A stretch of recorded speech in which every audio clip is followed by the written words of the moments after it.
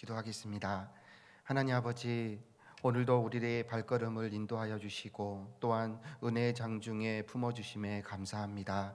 하나님 아버지, 오늘 우리가 함께함이 행복임을 느끼며 또한 증명되는 삶을 살아갈 수 있도록 주님 도와주시옵소서. 또한 하나님, 오늘 하나님께 기쁨의 찬양과 믿음의 고백을 드린 지역 선교사들 가운데 하나님 아버지께서 축복하여 주시고 또한 합당한 축복을 삶과 그리고 가정 가운데 부어 주시옵소서. 예배를 위하여 헌신한 헌신자들을 주님께서 기억하여 주셔서 축복하여 주시옵소서. 모든 말씀 예수님 이름으로 기도합니다. 아멘. 할렐루야. 이 시간 선포하겠습니다. 3300 비전을 이루라. 장벽을 뛰어넘으라. 관계의 장벽을 뛰어넘으라. 아멘. 인기 대중 가수인 싸이의 강남 스타일의 가사 중에 이런 말이 있습니다. 지금부터 갈 때까지 가볼까입니다.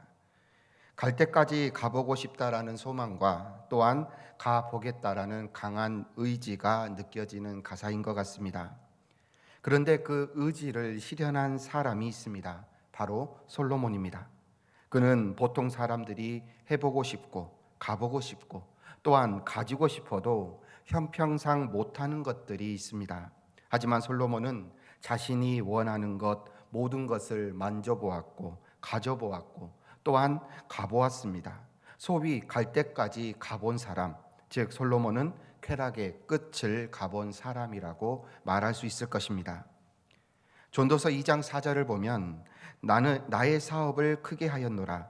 내가 나를 위하여 집들을 짓고 포도원을 일구었다라고 진술합니다. 솔로몬은 7년 동안 성전을 지었습니다. 그리고 13년 동안 성전보다 두세 배 큰 자신의 집 궁전을 지었습니다. 또한 애굽의 바로의 딸들을 위하여 별궁까지 지었습니다. 집이라는 것은 우리 인간에게 있어서 이 세상에서 나라는 존재의 첫걸음이 시작되는 곳입니다. 또한 사랑하는 사람을 만나는 곳이며 일터에서 고단해진 몸을 받아주는 안식처와 같은 곳입니다. 무엇보다도 소중한 사람과 소중한 추억을 만드는 아주 소중한 곳이 바로 집입니다. 그러나 오늘날 집은 주로 부의 상징으로 여겨지는 경우가 많은 것 같습니다. 부의 상징이며 일생을 바쳐도 그 수고를 매몰차게 외면하는 각박한 현실을 상징하는 것에 사용되어지기도 하죠. 또한 집의 형태, 즉 월세 사느냐 전세 사느냐 아니면 자기 집이냐에 따라서 사람을 판단하는 기준으로 사용되어지기도 한다라는 것이죠. 이제 소중한 사람들과 소중한 추억을 나누고 또한 고단한 몸을 풀어줄 안식처를 가지는 것도 사실 능력이 필요하지 않는가라는 생각이 들 정도입니다. 따라서 많은 사람들은 그 집의 가치 때문에 좌절을 맛보고 또 다른 사람은 집의 가치로 인하여 큰 부를 누리며 살아가는 양극의 결과를 가져오게 되고 말았다라는 것입니다. 솔로몬의 집에 대한 욕심의 크기가 오늘 우리는 점점 커가는 모습을 보게 됩니다. 하나님의 집 성전을 짓고 나서 이제 자신의 집을 짓는 데 있어서 그에게 탐욕이, 정욕이 그리고 그 안에 쾌락이 들어오기 시작했던 것입니다. 13년 동안 자신의 집을 짓고 그것도 부족하여 이제 애굽의 바로의 딸들을 위하여서 별궁까지 지으며 집의 원래의 목적을 벗어나는 모습을 보이고 만다라는 것이죠. 또한 전도서 2장 7절에서 8절을 보면 남녀노비들을 사기도 하였고 나를 위하여 집에서 종들을 낳기도 하였으며 나보다 먼저 예루살렘에 있던 모든 자들보다도 내가 소와 양떼의 소유를 더 많이 가졌으며 은금과 왕들이 소유한 보배와 여러 지방의 보배를 나를 위하여 쌓고 또 노래하는 남녀들과 인생들이 기뻐하는 처첩들을 많이 두었노라 라고 진술합니다. 솔로몬의 부는 사실 상상을 초월하는 것입니다.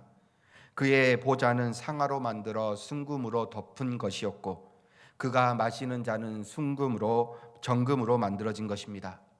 그가 가진 금 방패가 500개이며 그럼에도 그에게 들어오는 1년의 세금은 근 666달란트입니다. 지금 가치로 환산하면 1조가 넘는 금액인 것이죠. 그는 이러한 막대한 재물을 가지고 많은 것들을 할 수가 있었습니다. 전도서 2장 10절을 보면 무엇이든지 내 눈에 원하는 것을 내가 금하지 아니하며 무엇이든지 내 마음이 즐거워하는 것을 내가 막지 아니하였으니 이는 나의 모든 수고를 내 마음이 기뻐하였음이라. 이것이 나의 모든 수고로 말미암아 얻은 먹시로다라고 말합니다. 그는 눈이 원하는 것을 하나도 금하지 않았고 자기 마음에 즐거운 것은 하나도 막지 않았다라고 말합니다. 모든 욕구를 한 번도 묵살하지 아니하고 원하는 것을 다 채웠다라는 것이죠. 그는 지혜의 끝도 가보고 세상의 즐거움의 끝도 가보았으며 세상이 가질 수 있는 모든 재물도 소유했던 그의 모습을 많은 사람들이 동경하는 것은 당연할 것입니다. 하지만 모든 것을 가져보고 모든 것을 해본 그의 소감은 그를 동경하는 사람들을 당황시키기에 충분했습니다. 다 함께 전도서 2장 11절을 함께 읽습니다. 시작. 그 후에 내가 생각해 본즉 내 손으로 한 모든 일과 내가 수고한 모든 것이 다 헛되어 바람을 잡는 것이며 해 아래서 무익한 곳이로다. 아멘. 솔로몬이 경험한 쾌락의 끝은 바로 바람 잡는 것이더라, 무익한 것이더라라고 그는 결론을 지었다라는 것입니다. 우리는 보통 어떤 일을 하다가 한계에 부딪히거나 또한 그 일을 할 수 없음에 느끼는 감정, 모든 것을 이 일을 위하여 준비했지만 그 앞에 바로 막혔을 때에 우리는 좌절 혹은 절망이라는 감정을 느끼게 됩니다. 하지만 솔로몬이 겪은 좌절은 이러한 것이 아니었습니다. 본문 11절에 시작하는 그 후에 내가 생각해 본즉, 이는 그가 모든 것을 경험하고 가져보기 위하여 온갖 노력을 아끼지 않고 달려왔던 자신의 인생을 이제 돌아보았다라는 것입니다. 모든 것을 경험하고 이제 꼭대기에 서서 자신이 걸어온 그 인생을 돌아보니 그에게 남는 것이 하나도 없는, 마치 바람을 손에 잡는 듯한 허무함이요 아무 유익이 없는 무익한 것이었다라는 것이죠. 이런 감정에 있어서 재미있는 동화가 있습니다. 포도나무에 포도가 먹음직하게 열렸습니다. 이를 본 여러 마리의 여우들이 서로 올라가서 이 포도를 따먹겠다고 물고 뜯고 싸우고 있습니다. 결국 이 싸움에서 승리한 한 여우가 포도를 먹었습니다. 포도를 따먹는 모습을 본 다른 여우들은 부러운 눈빛으로 그 여우를 바라봅니다. 아, 얼마나 맛있을까, 내가 좀 더 힘이 있었더라면 이라고 부러워하며 포도를 먹는 여우를 동경했습니다. 하지만 포도를 깨물어 먹어본 여우는 강렬한 신맛을 경험했습니다. 맛있지 않고 온몸이 떨릴 듯한 신맛만 맛본 여우는 그 맛을 물어보는 다른 여우에게 사실대로 이야기할 수가 없었습니다. 포도를 먹기 위하여 치열한 다툼을 벌였고 그리고 노력을 가했지만 그 노력의 결과가 자신이 원하는 것이 아니었기 때문입니다. 그래서 그는 거짓말로 너무 맛있다, 한 번도 먹어보지 못한 맛이었다라면서 거짓말로 그 맛을 대변합니다. 그리고 이제 남은 포도를 먹기 위하여 이제 먹지 못한 여우들이 서로 다시 싸우기 시작을 합니다. 그리고 또 한 여우가 싸움에 승리하여 포도를 따먹습니다. 그런데 그 포도도 마찬가지로 전에 먹었던 포도와 마찬가지로 신맛이었습니다. 원망한 눈초리로 그 여우를 쳐다봤지만 자신을 부러운 눈길로 바라본 그 여우들에게 사실을 말할 수가 없었던 것입니다. 최고의 것을 위해 자신이 원하는 그것을 얻기 위하여 수단과 방법을 가리지 않고 발버둥치며 노력을 했는데 막상 차지하고 보니 내가 생각하는 것과 너무나도 다른 것입니다. 하찮은 것이었고 무익한 것이었고 마치 자기 노력에 비하여 만족할 수 없는 나오는 그러므로 나오는 절망, 그것이 바로 솔로몬이 겪은 절망인 것입니다. 이런 허무하고 어처구니 없는 모습이 바로 예수님 없이 살아가는 사람들의 모습이 아니겠습니까? 소위 상위 1%의 모든 것을 가졌다고 하는 사람들, 결국 포도를 먹은 여우처럼 허무함을 감추기 위하여 허무한 행복 위에 자태만 뽐내고 있는 것입니다. 하지만 포도를 먹지 못한 여우처럼 많은 사람들이 그 자리에 앉아 눈에 보이는 행복을 누리고 싶어 한다라는 것입니다. 이러한 절망을 맛본 인물 중에 솔로몬뿐만 아니라 바로 아브라함의 조카 롯도 있습니다. 베드로는 이 룻의 인생을 다음과 같이 정의합니다. 베드로후서 2장 8절의 말씀을 함께 읽습니다. 시작. 날마다 저 불법한 이는 이 의인들이 그들 중에 거하여 날마다 저 불법한 행실을 보고 들으므로 그 의로운 심령이 상하니라. 아멘. 창세기 13장에서 아브라함과 롯은 가진 소유가 많아지자 서로 갈라지게 됩니다. 그리고 롯은 요단 지역에 물이 넉넉하고 애국과 같은 소돔으로 거처를 옮기게 됩니다. 그리고 그곳에서 화려한 삶을 살아갑니다. 하지만 롯은 그 안에서 화려하지만 전혀 행복한 삶을 살아가지 못했습니다. 성 안에 가득한 죄는 롯으로 하여금 영적 괴로움을 겪게 했습니다. 보이는 풍요, 즐거움, 그리고 포장된 행복은 결국 미끼였던 것입니다. 바로 솔로몬이 이러한 좌절을 경험합니다. 이것이다 싶어서 붙잡았고 온갖 투쟁과 경쟁 끝에 정상에 섰는데 결국 다시 바라보니 바람에 잡은 헛된 바람을 잡는 것이었던 것입니다. 솔로몬의 쾌락의 끝에서 본 것은 절망이었습니다. 전도서 2장 12절 말씀에 내가 돌이켜 지혜와 망년됨과 어리석음을 보았나니 왕 뒤에 오는 자는 무슨 일을 행할까? 이미 행한 지 오래전의 일일 뿐이라 라고 고백합니다. 그가 돌이켰다라는 것은 회개했다라는 것이 아니라 정상에 오르고 돌아보니 깨달았다는 것이 있었다라는 것입니다. 그리고 그 깨달은 것은 다음과 같습니다. 첫 번째로 똑똑하게 사나 미련하게 사나 누구나 결국은 죽는다라는 것을 깨닫습니다. 전도서 2장 16절을 보면 지혜자도 우매자와 함께 영원하도록 기억함을 얻지 못하나니 후일에는 모두 잊어버린 지 오래일 것임이라. 오호라 지혜자의 죽음이 우매한 자의 죽음과 일반이로다 라고 말씀합니다. 지혜로운 사람이나 어리석은 우매자나 상관없이 죽은 앞에서 현실에서의 차이가 아무런 소용이 없었다라는 것입니다.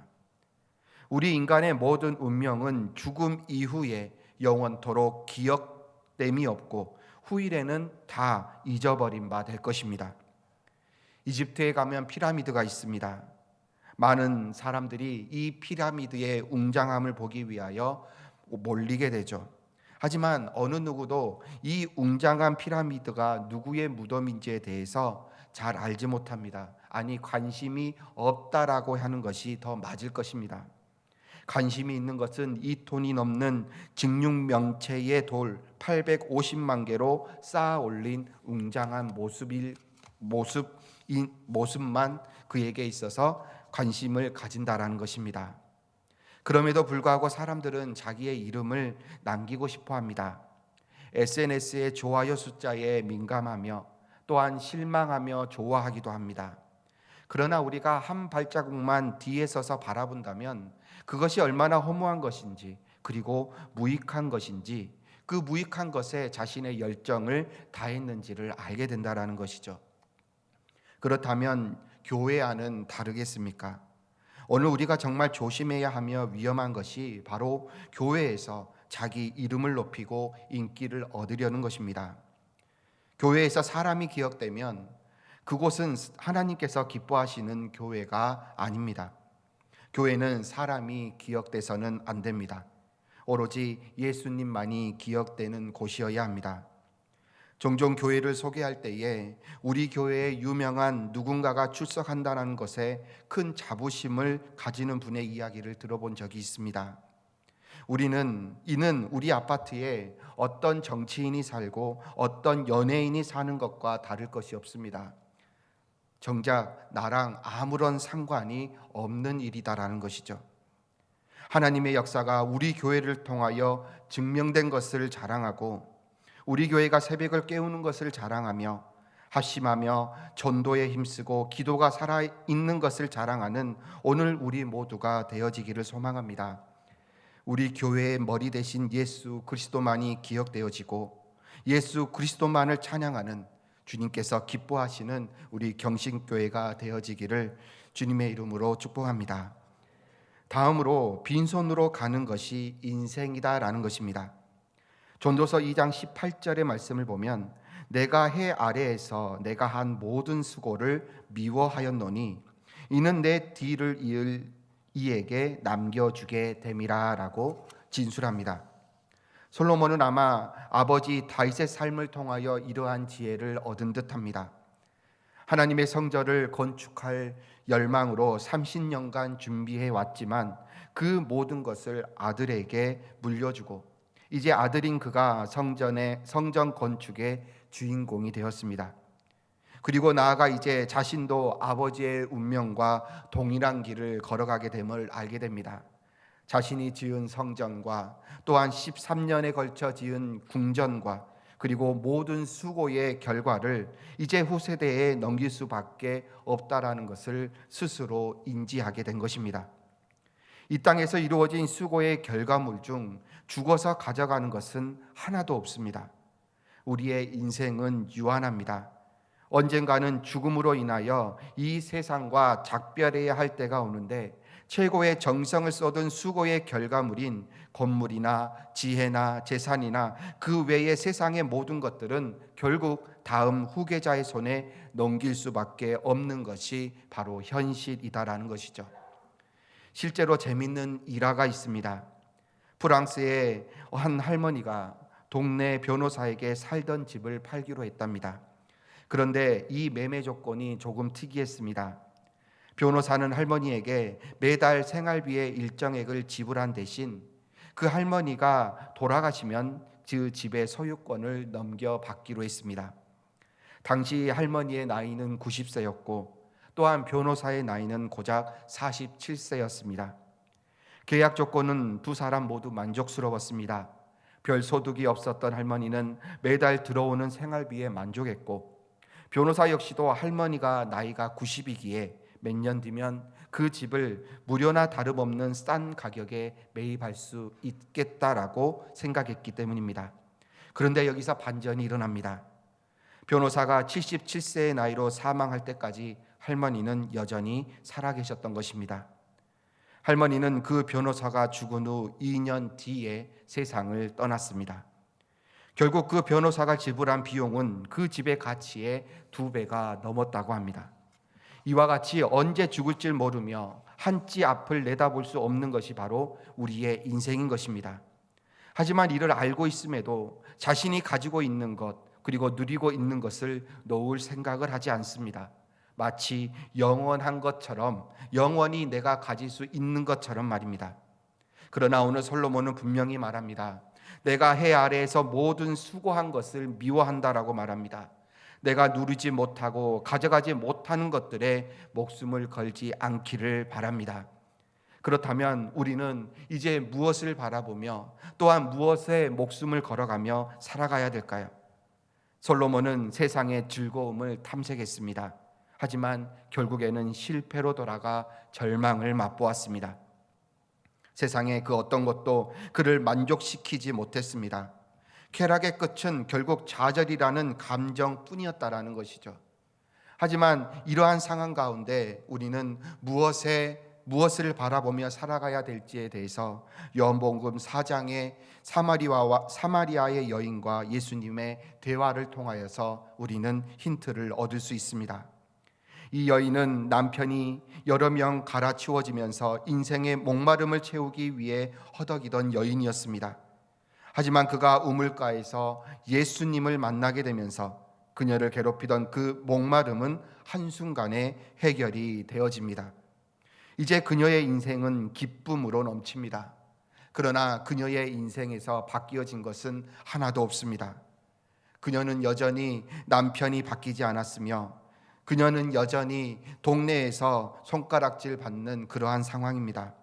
또한 그녀가 사는 사마리아가 예루살렘으로 바뀐 것도 아니었습니다. 그러나 그 여인에게 있어서 똑같은 삶 가운데 하나가 추가된 것이 바로 하나님의 선물이 되어집니다. 그것은 바로 예수님입니다. 그리고 어제와 같은 똑같은 인생을 살아감에도 불구하고 예수님으로 말미암아 기쁨이 넘치는 삶을 살아갈 수 있게 되었던 것입니다. 오늘 우리가 우물가에서 예수님을 만난 그 여인과 같은 인생이 되어지기를 바라고 원하는 성도 여러분들 되어지시기를 바랍니다. 세상의 솔로몬이 하나님이 무시된 채 즐거워했던 것을 부러워합니다. 그리고 이것을 목표로 삼고 살아갑니다. 하지만 솔로몬이 말했듯이 그것은 바람이요 허무요 무익한 것입니다. 결국 경험하게 되는 것은 절망이라는 감정뿐입니다. 이제 더 이상 우리가 절망을 안겨주는 것에 목매이지 않아야 될 것입니다. 이제 절망을 오히려 기쁨으로 바꾸어 주시는 예수님을 붙잡아 살아가는 성도 여러분들 되어지시기를 바랍니다. 예수님으로 말미암아 하루하루 기쁨에 넘쳐 살아갔던 우물가의 여인처럼 오늘 우리의 삶 가운데 예수님으로 말미암아 항상 기뻐하며 그 기쁨으로 말미암아 행복한 삶이 되어지시기를 주님의 이름으로 축복합니다. 말씀을 정리하겠습니다. 쾌락의 끝은 절망입니다. 우리가 굳이 가보지 않았어도 가본 사람이 우리에게 외치고 있습니다. 절망이다. 제발 가지 말라고 외치고 있습니다. 솔로몬이 인생을 걸쳐 얻게 된 깨달음, 오늘 우리의 삶 가운데 적용하며 살아가기를 원합니다. 오로지 주님의 이름만이 기억되는 우리 경신교회가 될 수 있도록, 또한 우리의 삶 가운데 예수님으로 말미암아 항상 기뻐하는 인생이 되어지는 성도 여러분들 되어지시기를 바랍니다. 이제 눈에 보이는 물질에 마음 주지 아니하며 우리의 마음이 흔들리지 아니하며 오로지 주님께서 주신 기쁨을 누리며 하나님께 영광을 돌리는 우리 경신교회 성도님들 되어지시기를 주님의 이름으로 축복합니다. 함께 기도